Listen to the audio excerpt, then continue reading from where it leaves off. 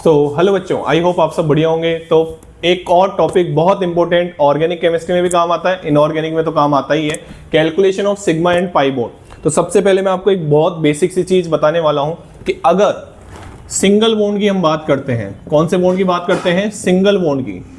अगर organic chemistry की बात करूं तो बिल्कुल बिंदास होकर आपको ये चीज समझ में आ जाएगी। सिंगल बॉन्ड की बात करें तो भैया उसमें एक सिग्मा बॉन्ड होगा। कौन सा बॉन्ड होगा? एक सिग्मा बॉन्ड। सिग्मा बॉन्ड को किससे रिप्रेजेंट करते हैं? इससे। कोई दिक्कत वाली बात नहीं है, ये हमने पढ़ रखा है, ठीक है ना। चलिए, इसके बाद अगर हम बात करें डबल बॉन्ड की, किसकी बात करें? डबल बॉन्ड की। तो उसमें क्या होता है? एक तो सिग्मा होता है, एक सिग्मा होता है और एक पाई बॉन्ड होता है। ठीक है सर, कोई दिक्कत वाली बात नहीं है।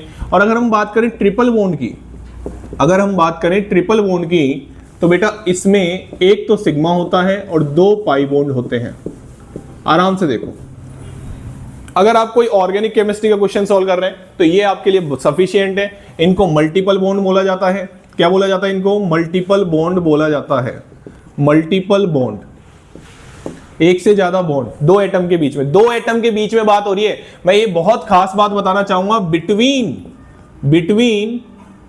To bonded atom, between bonded atom, two bonded atom. Two लिखना बहुत जरूरी है, टू लिखना बहुत जरूरी है, नहीं तो बच्चे मेरे को कमेंट सेक्शन में बोलेंगे सर देखो ना कार्बन देखो ना 4 बॉन्ड बना रहा है, 4 सिग्मा बॉन्ड बना रहा है। मैंने क्या देखो, ये क्वेश्चन आपके दिमाग में आएगा, कार्बन 4 सिग्मा बॉन्ड बना रहा है सर, आपने तो लिखा एक सिग्मा बॉन्ड बनता है सिंगल बॉन्ड। बेटा दो एटम के बीच की बात चल रही है, दो एटम के बीच में सिंगल बॉन्ड है, एक सिग्मा, दो एटम के बीच में डबल बॉन्ड है, एक सिग्मा एक पाई, दो एटम के बीच में अगर ट्रिपल बॉन्ड है तो एक सिग्मा 2 पाई। अच्छा सर, ट्रिपल बॉन्ड को किससे रिप्रेजेंट करते हैं? ये तो यार कैसे रिप्रेजेंट करते हैं? 3 बॉन्ड, ये ट्रिपल बॉन्ड हो गया, ये डबल बॉन्ड हो गया और ये सिंगल बॉन्ड हो गया।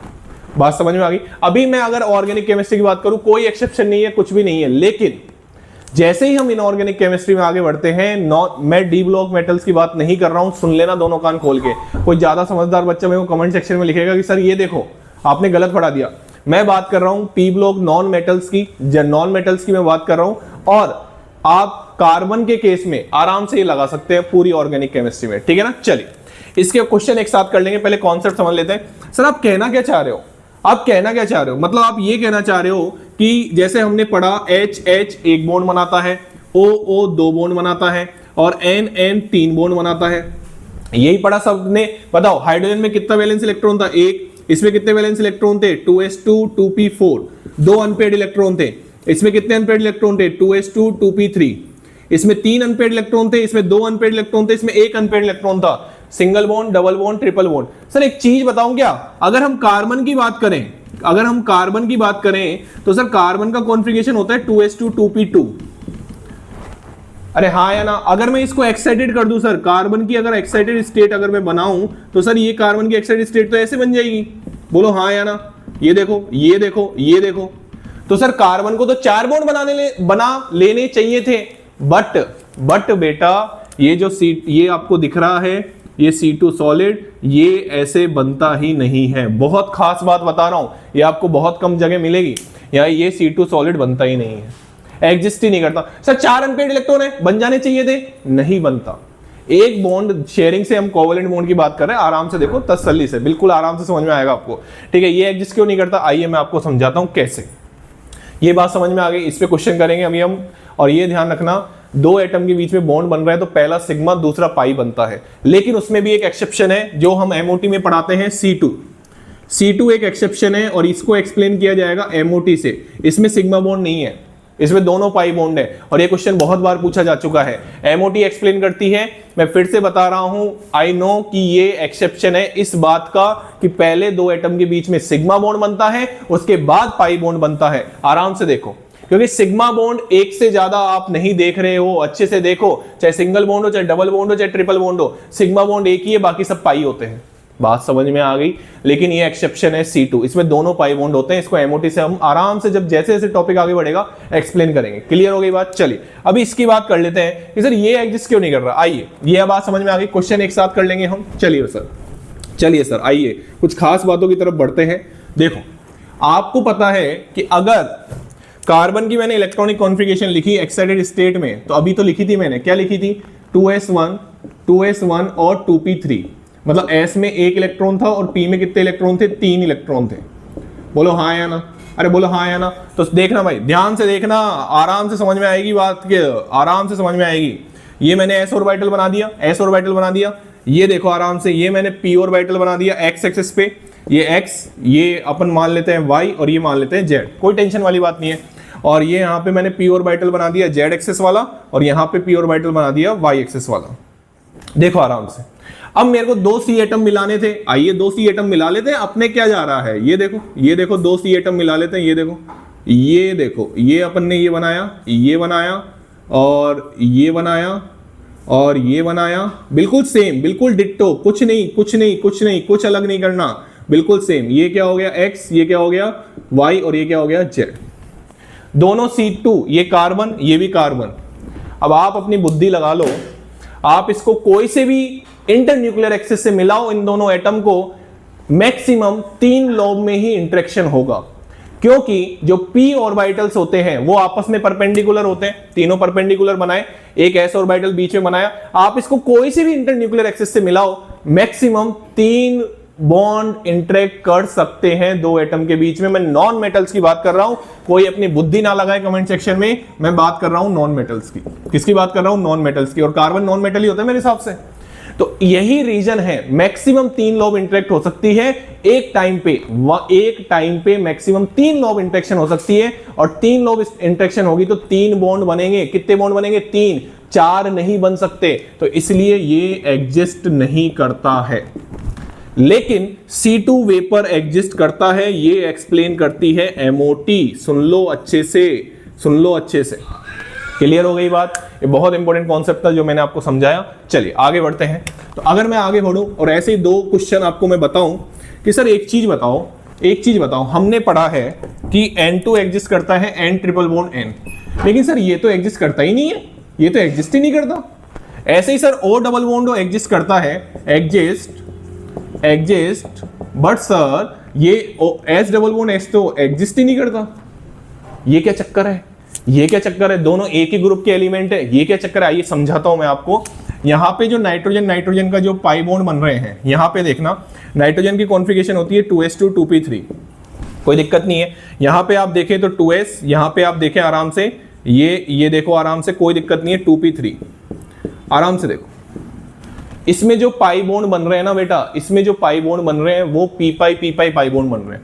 कौन से पाई बॉन्ड बन रहे हैं, p पाई, और वो भी 2p पाई पाई बॉन्ड बन रहे हैं। और इसमें भी जो पाई बॉन्ड बन रहे हैं वो 2p पाई पाई बॉन्ड बन रहे हैं। लेकिन जब इसकी देखोगे ना आप, तो इसकी जो कॉन्फ़िगरेशन होती है, इसकी कॉन्फ़िगरेशन होती है 3s2 3p3, और इसमें जो पाई बॉन्ड बनेगा, इसमें जो पाई बॉन्ड बनेगा ना, अब मैं उसमें नहीं जा रहा कि पाई बॉन्ड बनेगा कैसे, मैं उसकी डिटेल में नहीं जा रहा, ठीक है, वो आपको ध्यान देना पड़ेगा। मैंने वीडियो बना रखी है, आप आराम से देख सकते हैं पाई बॉन्ड कैसे बन रहे हैं। Calculation of p pi p पाई की अलग से वीडियो बनाऊंगा, टेंशन मत लो। अभी आप इतना ध्यान दो कि यहाँ पे जो पाई बॉन्ड बन रहा है वो 3p पाई से बन रहा है, और यहाँ पे भी जो पाई बॉन्ड बन रहा है वो 3p पाई से पढ़ना है, क्योंकि इसकी इलेक्ट्रॉनिक कॉन्फ़िगरेशन 3s2 3p4 होती है, ठीक है। और ये जो बॉन्ड होते हैं वो बहुत वीक होते हैं, एग्जिस्ट नहीं करते, डू नॉट एग्जिस्ट।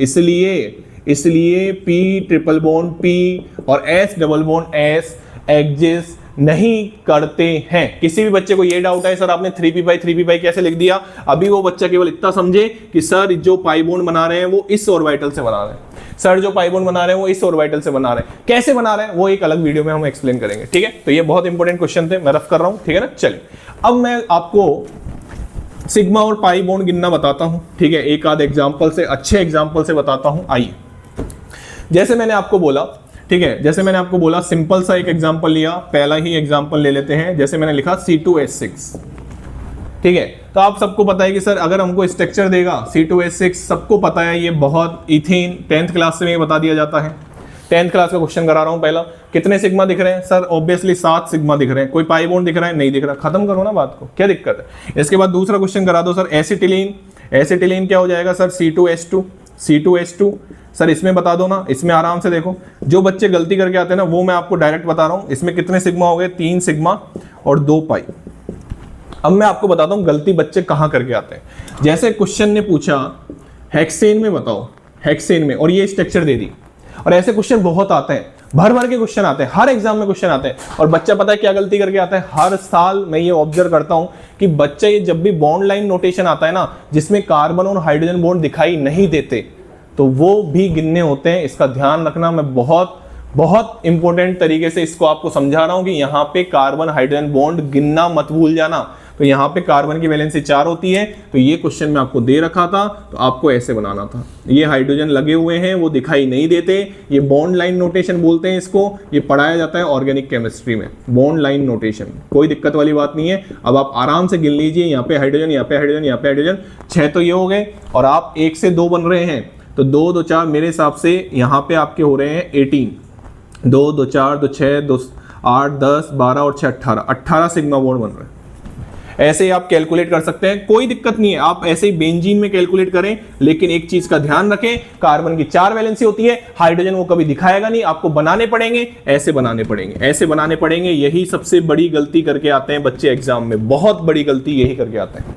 क्लियर हो गई बात? ऐसे ही और बहुत सारे क्वेश्चन है मेरे पास, जैसे इसमें अगर मैं पाई बॉन्ड की बात करूं तो 3 पाई बॉन्ड है, ठीक है, 3 पाई बॉन्ड है और 12 सिग्मा है, ठीक है। और नेफ्थलीन हो गया, नेफ्थलीन की स्ट्रक्चर क्या होती है? नेफ्थलीन की स्ट्रक्चर ये होती है, इसको थोड़ा सा अच्छा बना दो ना सर, आपका क्या जा रहा है, थोड़ा सा टाइम लेके बना दो, इतनी जल्दी किस बात की आपको। ये नेफ्थलीन हो गया, नाम से क्वेश्चन आते हैं, नाम से क्वेश्चन आते हैं। एंथ्रासीन हो गया, एंथ्रासीन हो गया, ठीक है ना। एंथ्रासीन कैसा दिखाई देता है? एंथ्रासीन देखो, एंथ्रासीन देखो, आराम से कैलकुलेट करने ना, बहुत क्वेश्चन है अपने पास। एंथ्रासीन देखो, ये एंथ्रासीन हो गया। बस ये ध्यान रखना, कार्बन 4 बॉन्ड बनाता है, hydrogen bond bond line notation में नहीं दिखाया जाता, ये ध्यान रखना। जैसे और क्वेश्चन देखो, ये देखो, ये देखो, खूबसूरती देखो आप, ये देखो, ये मैंने CN बनाया, CN बनाया, CN बनाया, CN बनाया। अब बच्चों को यही होश रहता है कि सर CN, अरे इसको ओपन करके लिखना, जितनी वैलेंसी वो शो करता है ओपन करके लिखना, नहीं तो होश उड़ जाएंगे। ऐसा जेई एडवांस में भी क्वेश्चन आ चुका है, जेई मेंस में भी क्वेश्चन आ चुका है, तो आप इस चीज का ध्यान नहीं रखोगे, आपसे गलती होगी, आपसे गलती होगी और डेफिनेटली होगी। अगर आपको बोले ये वाला क्वेश्चन, आपके तो होश ही उड़ जाएंगे, आपके तो होश ही उड़ जाएंगे। ये वाला क्वेश्चन बोल दिया तो कैसे बनाओगे ये? तो ये ऐसे बनेगा, C double bond C, CN, CN, CN, open करके लिखना, जितनी वैलेंसी शो हो रही है इसको ऐसे करके लिखना, नहीं तो गलती करके आओगे, गलती करके आओगे एग्जाम में। बात समझ में आ गई? ओपन करके लिखो, जितने भी बॉन्ड हैं वो दिखने चाहिए स्ट्रक्चर में, नहीं तो आप गलती करके आओगे। सुन लो मेरी बात ध्यान से, ठीक है ना। चलिए यहीं पे वीडियो को एंड करते हैं, बहुत सारे क्वेश्चन है, कोई दिक्कत नहीं है, मैं टेलीग्राम पे शीट अपलोड करता रहूंगा। Thank you so much, channel को लाइक करें, शेयर करें और सब्सक्राइब करें।